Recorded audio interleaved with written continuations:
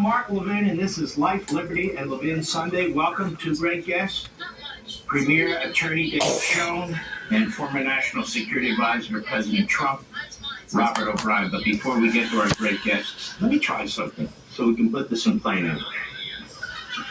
This case in Manhattan, let's pretend we had a real judge who was competent and who actually wanted to do what a judge is supposed to do.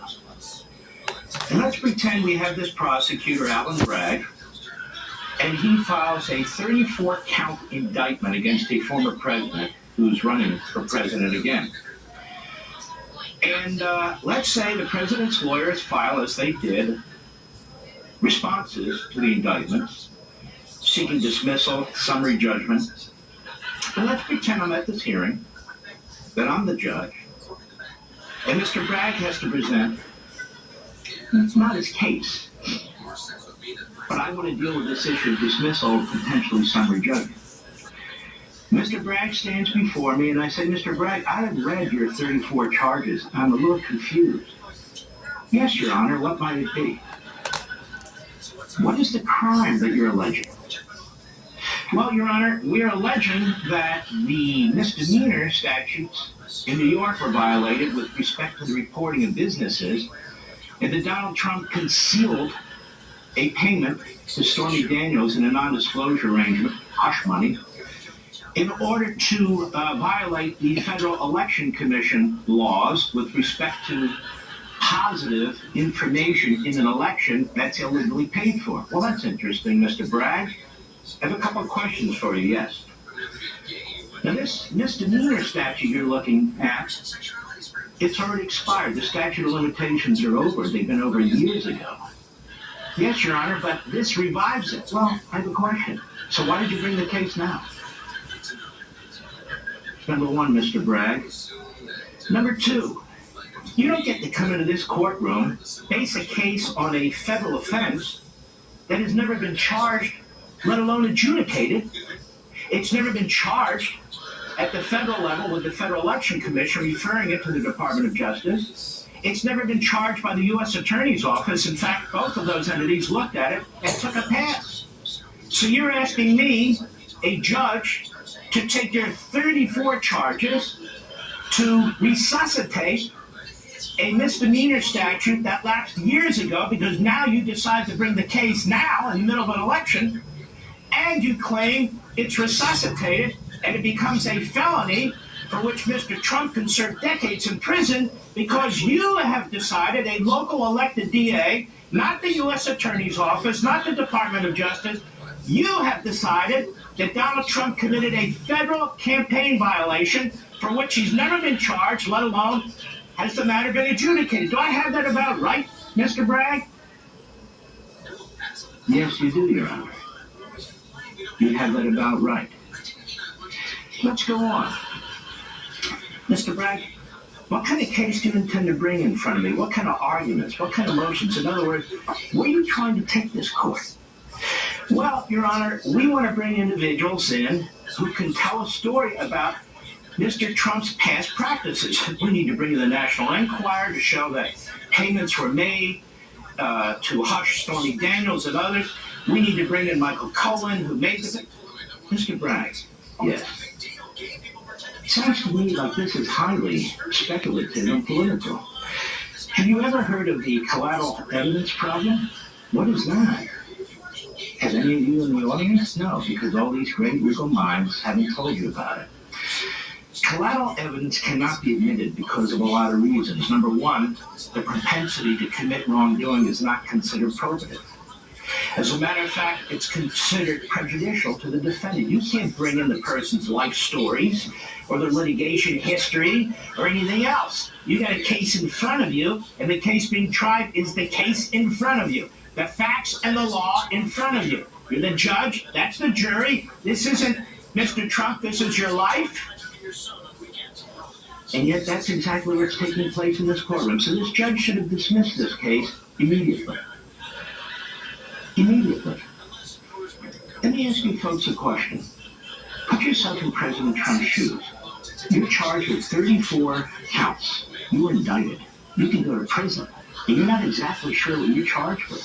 If this isn't a violation of due process, there is no violation of due process. It is impossible for you to defend yourself or for your lawyers to defend yourself in any effective way if you're playing whack-a-mole.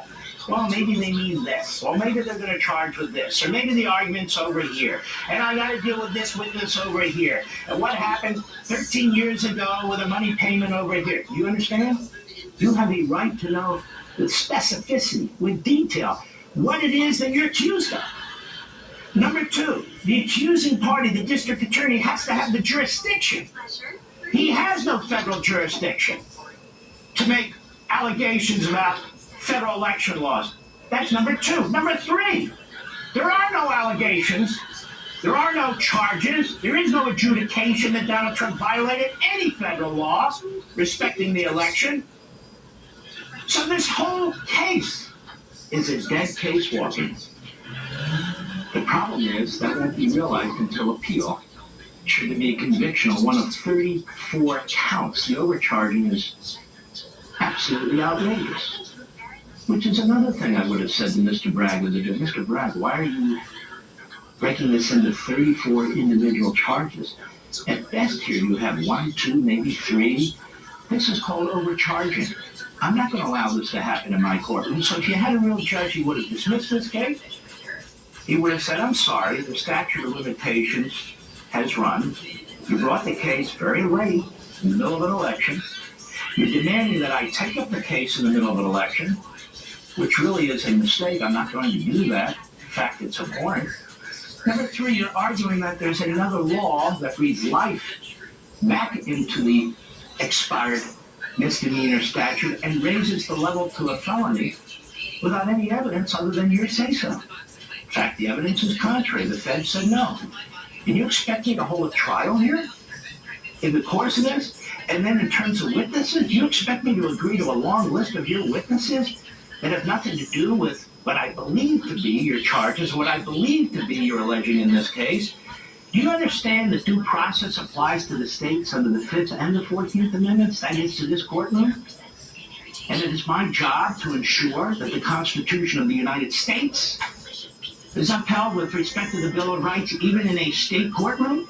The Biden administration involvement is grotesque, and it is obvious. You've heard about this man who was the number 3 man at the Department of Justice, Associate Deputy Attorney General of the United States. That is a big damn job. And he was the acting Associate Deputy Attorney General of the United States, appointed by Joe Biden under Merrick Garland. He leaves this prestigious post to work with Letitia James on her case against Donald Trump. Here we have a case against Donald Trump that alleges fraud without fraud. Just as we have this Bragg case that alleges crimes, and we can figure them out, where there's no crimes.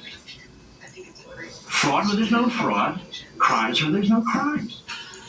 And so, who's behind all that? Well, in part, it's the number 3 guy, the Biden guy. He helps Letitia James, then he moves to help Alvin Bragg.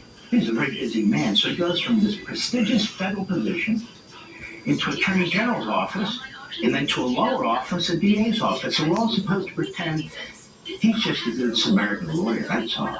No, he's there representing the Biden regime in their effort to destroy Donald Trump and imprison him before this election. That is exactly what's going on. Now, let me make something abundantly clear about all of this. There's a recent Supreme Court decision. They don't call it the Supreme Court. In New York, it's kind of weird, but it's their highest court in New York that just threw out the Harvey Weinstein conviction. The Harvey Weinstein conviction of 2020. Now, why did they throw that case out? You know why they threw that case out? Because of the collateral evidence rule. That is, the court said in so many words, you know what? You allowed all kinds of witness testimony and evidence in that had nothing to do with the allegations that were made in the indictment in front of the trial court. And that is destructive to due process. It's not probative. It undermines the defense's ability to defend themselves. That is, the lawyers and the defendants. So they threw it out. They'll do exactly the same thing with this case. The problem is it won't happen, likely, until after the election. Should this jury in this dark blue Democrat city The same people who elected Alvin Bragg elected this judge. It's the same constituents. It's the same place, Manhattan. But it won't be until, if something happens, God forbid, he's convicted of something, it won't be until after the election that the actual adjudication will occur. This is a farce beyond even my ability to describe it. It's clearly an effort to interfere with this election by the lawyers, by the prosecutors, and by the judges in New York City. By the lawyers and the prosecutors in Albany, New York. This is a disgusting disgrace, and I hope the justices on the Supreme Court who've been sucked into this Jack Smith argument about, well, is it official or private? Is it a private action or official action? Understand that what you have here is the criminalization of politics, the criminalization of the electoral system by the system.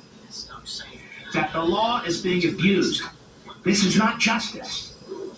It is the law that is being abused. It is being abused in Manhattan. It's being abused in Fulton County. And it's being abused in Washington, D.C. by a rogue prosecutor by the name of Jack Smith, who had to be admonished by the Supreme Court 8-0 in the Bob McDonnell case, the Republican governor of Virginia. But even then it was too late by the time it got to the Supreme Court. This is sleazy, contemptible, diabolical, evil lawfare. And everybody knows it, except for the paid grifters, the former so-called federal prosecutors and defense lawyers, these slip-and-fall ambulance chasers on MSNBC and on CNN. Everybody else knows what I'm telling you is true. That this case should have been dismissed. Dismissed on the law for a lack of a crime. Right up front. But it wasn't.